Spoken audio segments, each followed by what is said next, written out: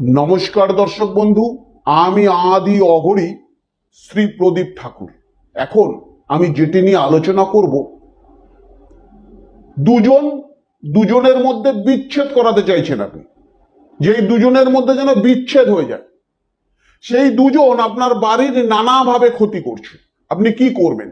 দর্শক বন্ধু, আমি যে জিনিসটি আপনাদের এখন দেখাচ্ছি, মারাত্মক একটি টোটকা। যদি সঠিকভাবে করতে পারেন, কোনো জায়গায় আপনাকে যেতে হবে না, বাড়িতে বসেই সেই ক্রিয়াটি আপনি করতে পারবেন।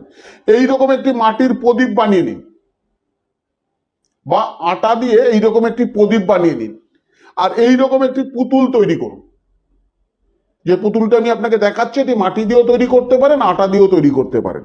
এই পুতুলটি তৈরি করে যে কোনো শনিবার দিন এই প্রদীপটির ওপর পুতুলটাকে রাখবেন, প্রদীপটার একটা সলতে দেবেন, যে কোনো প্রদীপটার একটি সলতা দিয়ে এই প্রদীপটাকে তার উপরে দিয়ে যে মন্ত্রটি বলছি এই মন্ত্র বলে এখানে ধুনো দিয়ে 10 থেকে 11 বার আহুতি দিতে হবে। 11 বার আহুতি দিতে হবে। আহুতিটা লিখে নিন: ওং হিং মাতঙ্গিনী চণ্ডালিনী অমুকি। অমুকির জায়গায় আপনি যার যার মধ্যে বিচ্ছেদ করাতে চাইছেন সেই দুজনের নাম পচ পচ দহ দহ মহ মহ স্বাহা।